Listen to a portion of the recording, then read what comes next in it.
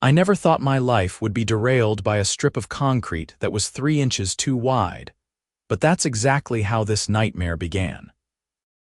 My driveway expansion project was the first domino to fall in a sequence of events that would eventually send my HOA president to federal prison for bank fraud. My name is Brian Sawyer, and until 2 years ago, I was living what I considered to be the American dream in Whispering Pines, a seemingly idyllic subdivision in Naperville, Illinois. I'd purchased my colonial-style home 8 years earlier, after landing a senior position at a software development firm in Chicago. The commute was manageable, the schools were excellent, and the neighborhood had the kind of manicured lawns and coordinated mailboxes that suggested stability and prosperity. Of course, that uniformity came with a cost. The Whispering Pines Homeowners Association, headed by Nancy Phillips. Nancy was 50-something with perfectly highlighted blonde hair that never moved in the wind. She wore crisp linen pants even when gardening and had a voice that could cut glass when she discussed community standards. I'd managed to stay off her radar for years by keeping my head down and following the 60-page HOA handbook to the letter. That changed when I decided to widen my driveway to accommodate my teenage son's car. At 17, Blake had just gotten his license, and our narrow driveway couldn't fit both my SUV and his used Honda without one of us blocking the other in. The solution seemed simple. Extend the concrete by 3 feet to create a proper 2-car driveway. I submitted the proper paperwork to the Architectural Review Committee, waited the required 30 days, and when I received no response, which, according to HOA bylaws, constituted tacit approval, I hired a contractor to pour the extension. The work was completed in a day, matching the existing concrete perfectly. I felt the small glow of satisfaction that comes with solving a practical problem. That feeling lasted exactly 43 hours. Mr. Sawyer, this is completely unacceptable. Nancy Phillips stood on my doorstep at 7:30 on a Saturday morning, a tape measure in one hand and a camera in the other. Her lips were pressed into a thin line of disapproval. "Good morning, Nancy," I said, trying to inject some neighborly warmth into the conversation. "Is there a problem?" "Your driveway expansion was not approved by the committee," she said, her eyes narrowing. "It exceeds the allowed width by 3 inches, and you've used a concrete finish that doesn't match the original. You'll need to remove it immediately." I blinked at her, still holding my coffee mug.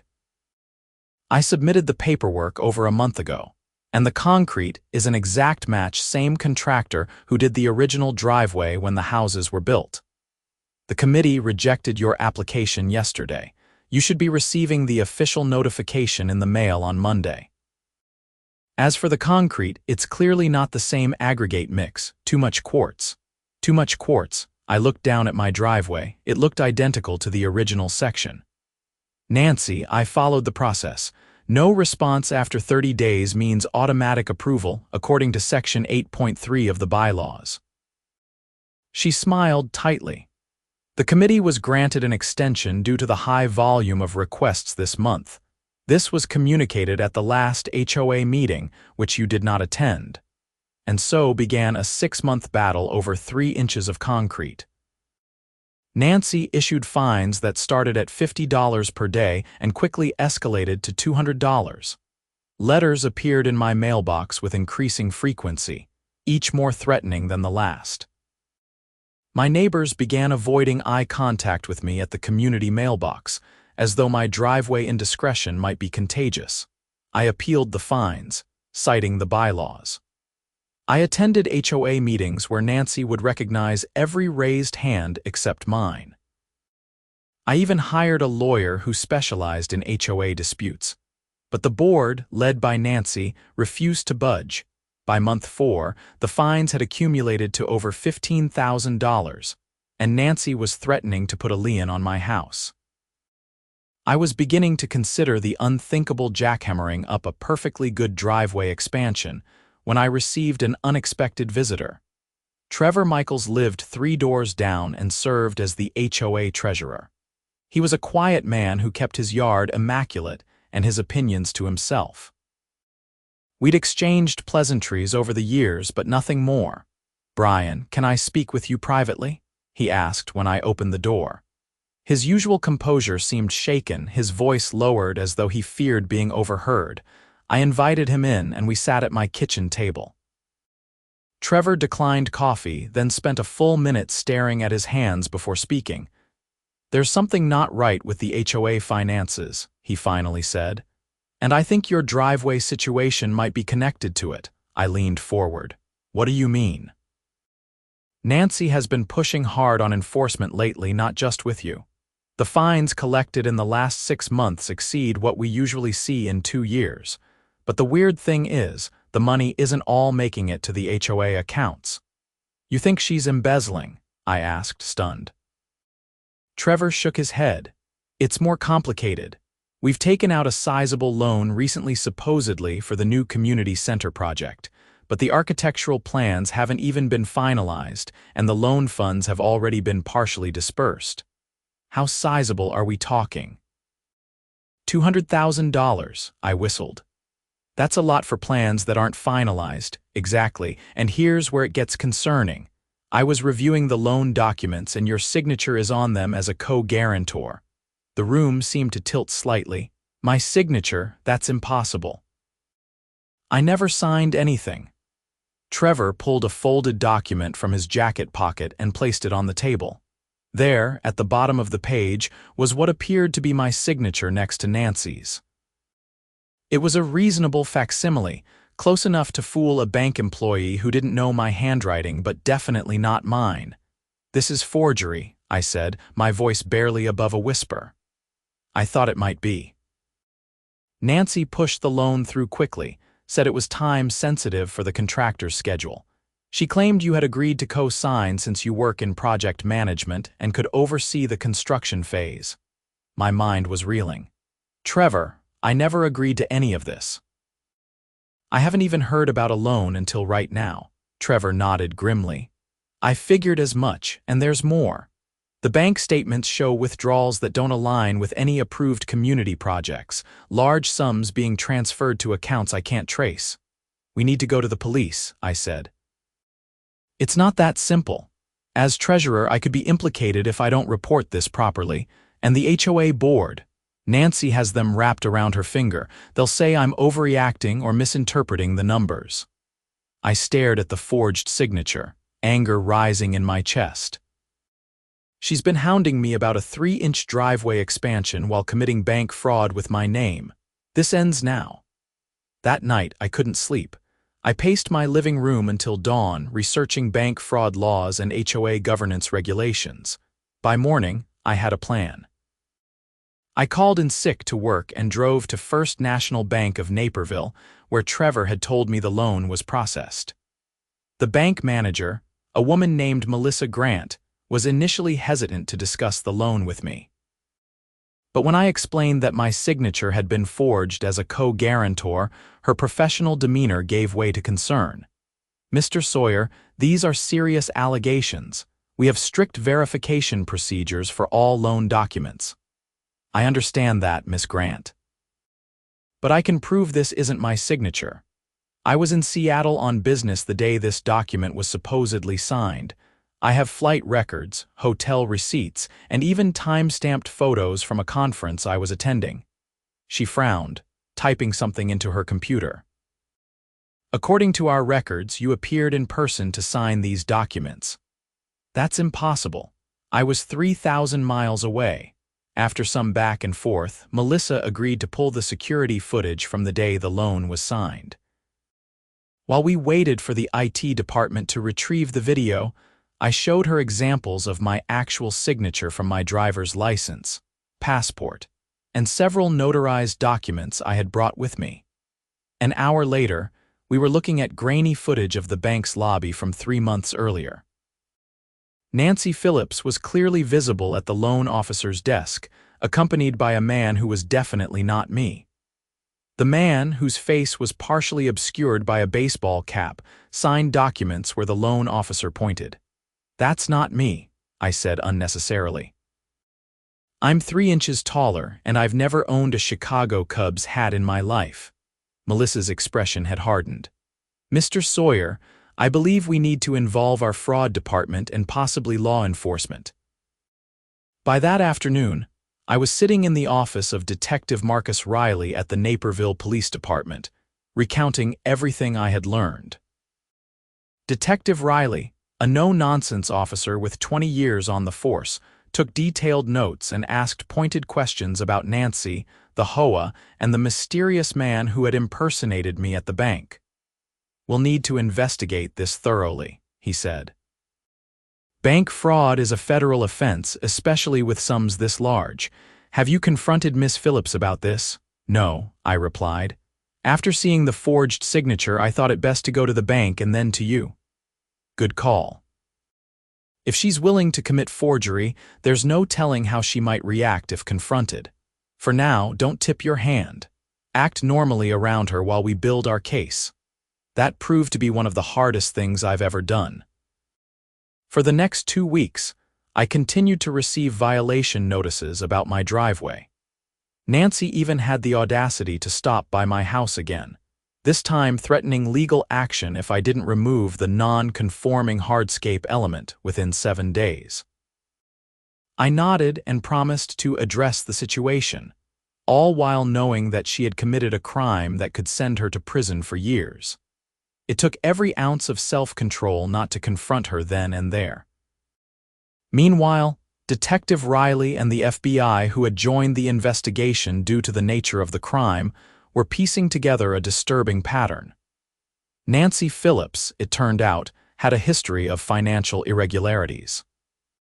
Before moving to Whispering Pines, she had served as treasurer for a church in Michigan, where $50,000 had mysteriously disappeared from the building fund.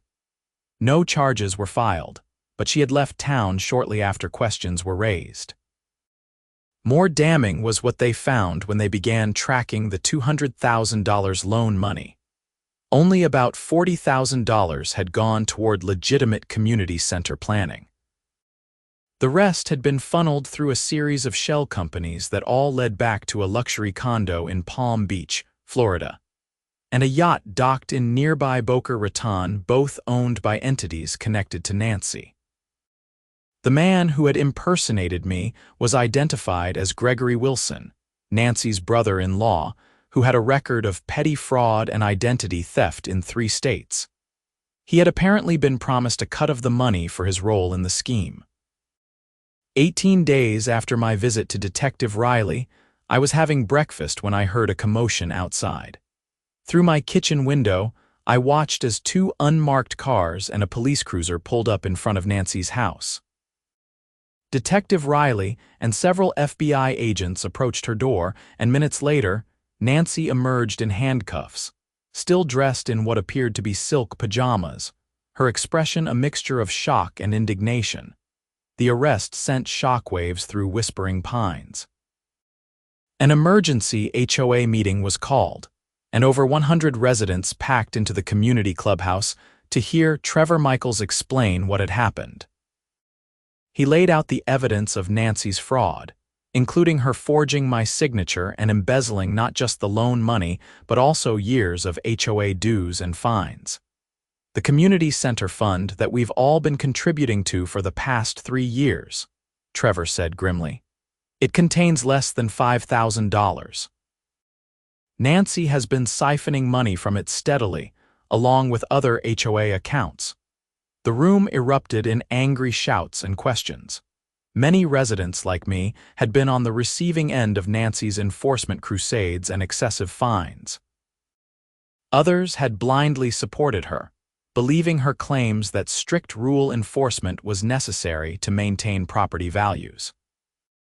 In the weeks that followed, a forensic accounting team determined that Nancy had stolen over $350,000 from the HOA over 5 years, in addition to the fraudulent $200,000 loan. The community was devastated, both financially and emotionally. Trust had been shattered, and the divisions Nancy had created between neighbors now seemed especially cruel in light of her deception. As for Nancy, she initially tried to blame everything on Trevor, claiming he was the one mismanaging funds. When that didn't work, she attempted to strike a plea deal, offering to return what remained of the money in exchange for reduced charges. But the evidence against her was overwhelming, and the prosecutor wasn't in a mood to negotiate, especially after learning that this wasn't her first financial crime. The trial was scheduled for 6 months later. During that time, Whispering Pines underwent a transformation. A new HOA board was elected, with Trevor as president. The community center project was put on hold indefinitely, as the focus shifted to rebuilding the association's depleted funds and repairing relationships among neighbors. My driveway extension. The new board unanimously approved it, along with a formal apology for the harassment I'd endured. They even reimbursed me for the legal fees I'd incurred fighting Nancy's fines. When the trial finally began, I was called as a key witness. Sitting on the stand, looking at Nancy in her carefully selected conservative outfit and subdued makeup, a stark contrast to her usual polished appearance, I felt no satisfaction, only a profound sense of waste. All the energy she had put into her schemes could have been directed toward actually improving our community. The prosecution presented a damning case, methodically laying out Nancy's elaborate fraud. Bank records showed the money trail. Security footage showed her brother-in-law posing as me. And expert testimony confirmed that the signature on the loan documents was indeed a forgery. Nancy's defense attorney tried to portray her as a dedicated community volunteer who had made some poor decisions under financial pressure. He claimed she had intended to repay the funds once the community center was generating rental income. It was a weak argument that collapsed under cross-examination when the prosecutor revealed Nancy's prior financial misconduct and the luxury purchases she'd made with the stolen funds. The jury deliberated for less than 4 hours before returning a guilty verdict on all counts: bank fraud, wire fraud, identity theft, and embezzlement. 2 weeks later, at the sentencing hearing, the judge showed little sympathy for Nancy's tearful plea for leniency. Mrs. Phillips, you have betrayed the trust of your entire community, the judge said, her voice stern. You used your position of authority to enrich yourself at the expense of your neighbors, and you showed no remorse until you were caught. The court sentences you to 15 years in federal prison, with no possibility of parole for at least 10 years. As Nancy was led away, I caught her eye briefly. There was no recognition there, no acknowledgement of the harm she had caused, just a cold calculation that suggested she was already planning her next move, even in custody. The aftermath of Nancy's conviction brought both healing and lasting change to Whispering Pines. The new HOA board, under Trevor's leadership, rewrote the bylaws to include strict financial oversight and transparency requirements. All fines and enforcement actions now required review by multiple board members, and financial statements were made available to all homeowners monthly. More importantly, the community began to reconnect. The divisions Nancy had fostered, pitting neighbor against neighbor over trivial rule violations, began to heal as people realized they had been manipulated. Block parties were organized, a community garden was established, and a genuine sense of neighborliness began to emerge. As for me, the experience changed my perspective on community involvement. I had always been the type to keep to myself, believing that paying my dues and maintaining my property was sufficient. But Nancy's fraud had shown me the dangers of apathy. 6 months after her sentencing, I accepted a nomination to serve on the HOA board as vice president, working alongside Trevor to rebuild what Nancy had nearly destroyed. The $200,000 loan that Nancy had fraudulently obtained in my name was eventually resolved by the bank, which took responsibility for failing to properly verify my identity. The FBI was able to recover about $120,000 of the stolen funds, which was returned to the HOA.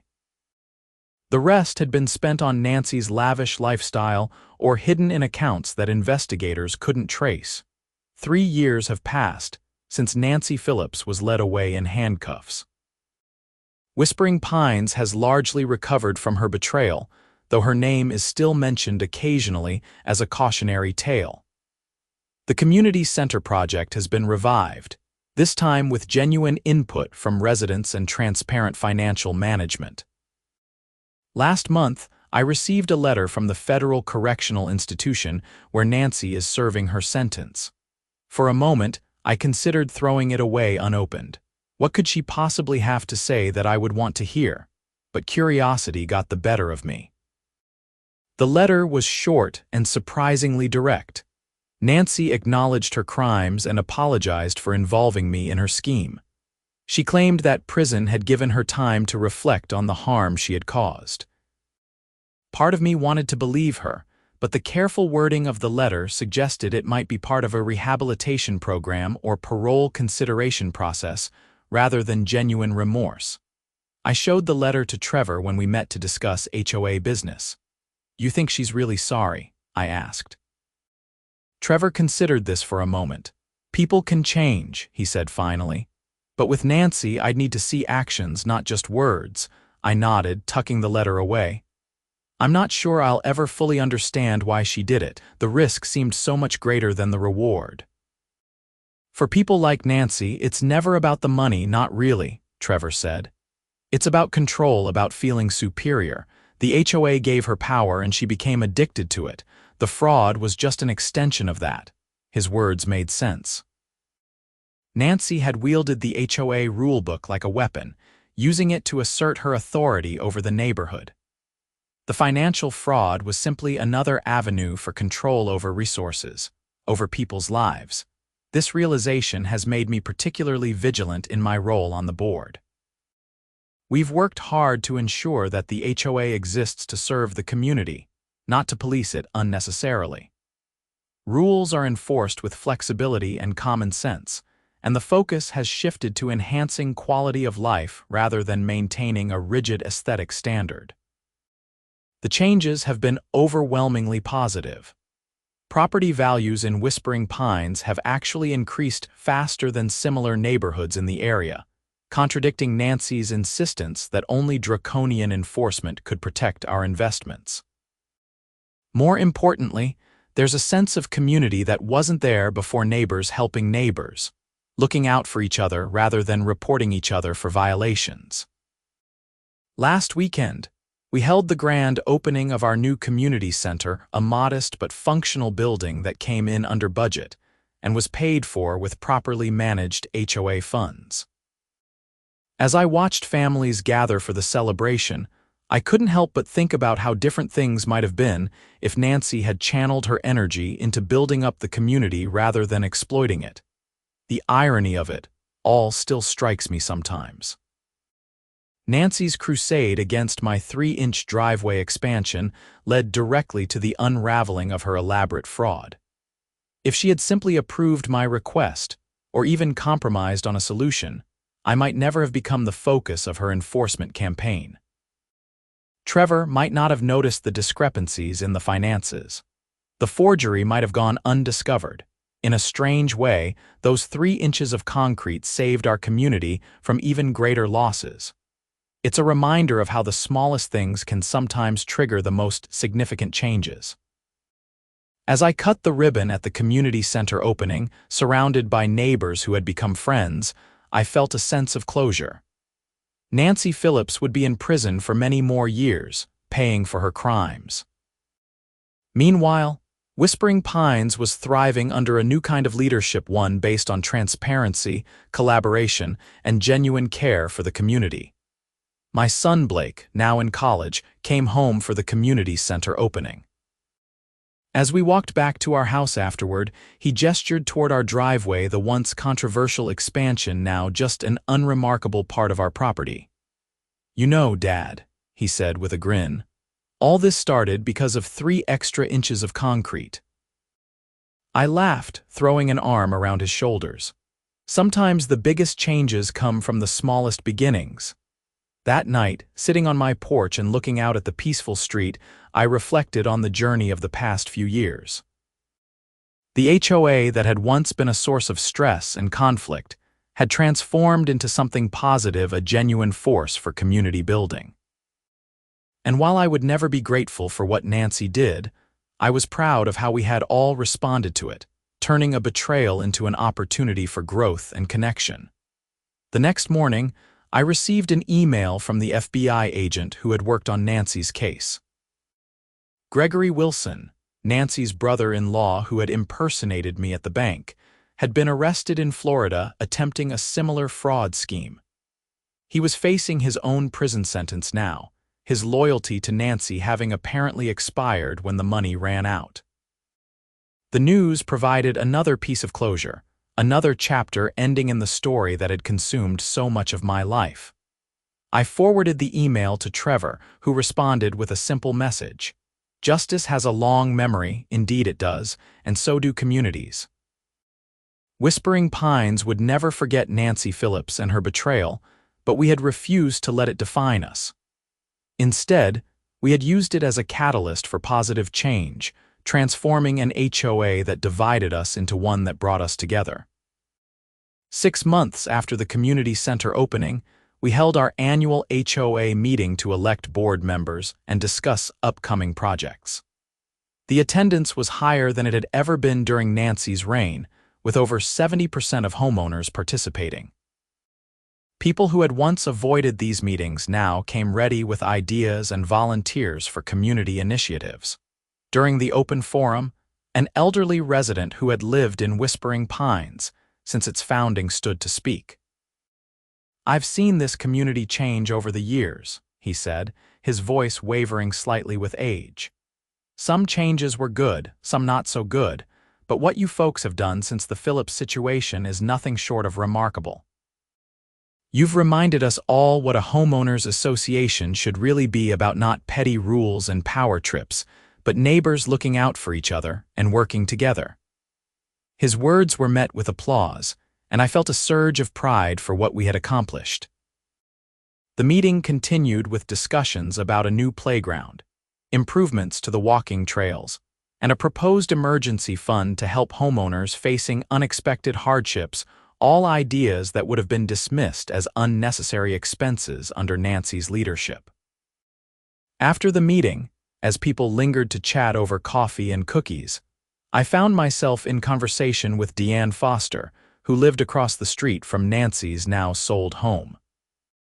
Nancy's husband had divorced her shortly after her conviction and moved away, and the house had been purchased by a young family with 2 small children. "You know," Deanne said thoughtfully, "I used to be so afraid of getting on Nancy's bad side that I never planted the garden I wanted. Every spring, I'd think about putting in vegetables instead of those approved ornamental grasses, but I knew she'd fine me for it. And now," I asked, Deanne smiled, "now I have tomatoes, zucchini, peppers, and herbs. My grandkids help me tend them when they visit, and I share the harvest with neighbors. It's such a small thing, but it makes me happy every day." These small victories, a garden planted, a driveway widened, neighbors becoming friends, were the real measure of our community's recovery. Nancy's fraud had been dramatic and devastating, but the healing had come through these quieter, more meaningful changes. As the years passed, the story of Nancy Phillips became less central to Whispering Pines' identity. New families moved in who had never known her or experienced her reign of HOA terror. The community continued to evolve, with the new HOA structure proving resilient even as board members changed. I served my term as vice president and then another as president before stepping back to make room for new leadership. By then, the systems we had put in place, financial transparency, collaborative decision-making, and a focus on community building rather than rule enforcement had become firmly established as the way we do things.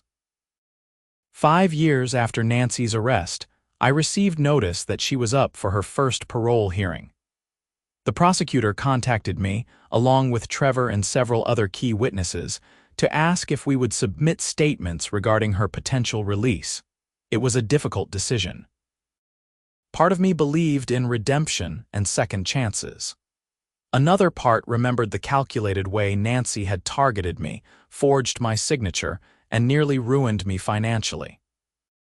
After much reflection, I wrote a measured statement acknowledging the harm Nancy had caused but not explicitly opposing her parole.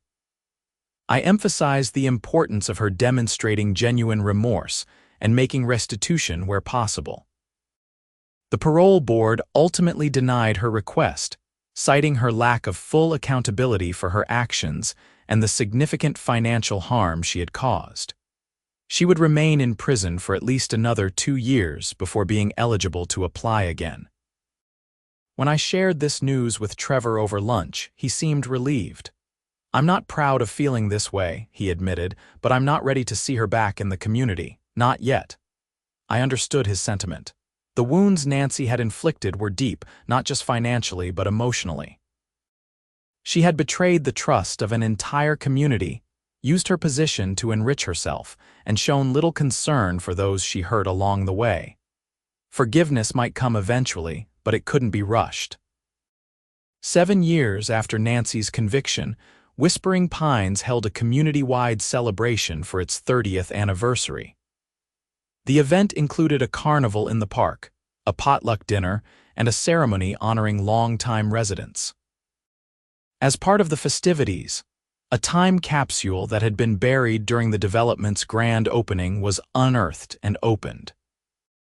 Among the items inside was a copy of the original HOA bylaws, a document that seemed almost quaint now with its focus on maintaining uniformity and property values above all else. The current HOA president, Maria Gutierrez, held it up for everyone to see. "This is where we started," she said. "And while we still care about maintaining our neighborhood, we've learned that a true community is built on relationships, not just rules. I think we can all agree that Whispering Pines is stronger today because we focus on supporting each other rather than policing each other." Her words were met with cheers and applause. Standing there among my neighbor's people, who had once been strangers united only by geographic proximity, but who now formed a genuine community, I felt a profound sense of gratitude. The path that had brought us here had been difficult, even painful at times, but the destination had been worth the journey. As the celebration continued into the evening, with children playing games and adults chatting under strings of lights, I found myself thinking again about those 3 inches of concrete that had started it all. My driveway expansion, once the focus of so much conflict, was now just a functional part of my property, unremarkable and uncontroversial. But those 3 inches had revealed cracks in a system that needed to change. They had exposed a fraud that might otherwise have continued for years. And in doing so, they had set in motion a transformation that had made Whispering Pines not just a collection of houses with matching mailboxes, but a true community. Sometimes, I still receive mail addressed to Brian Sawyer, HOA whistleblower. The title makes me uncomfortable. I was just a homeowner standing up for myself who stumbled upon a larger crime. But if my experience helps other communities recognize and prevent similar abuses of power, perhaps the label has some value after all. Nancy Phillips will eventually complete her sentence and return to society. When she does, I hope she finds that the time she spent enforcing trivial rules and scheming for personal gain brought her far less satisfaction than she might have found in genuinely serving her community. That would be justice of a different, perhaps more meaningful kind. As for me, I still live in Whispering Pines. My driveway still accommodates 2 cars comfortably, and every time I pull into it, I'm reminded that sometimes the smallest disagreements can lead to the most important discoveries. 3 inches of concrete changed the course of my life and the life of an entire community in ways I never could have imagined. And for that, despite all the challenges along the way, I am strangely, unexpectedly grateful.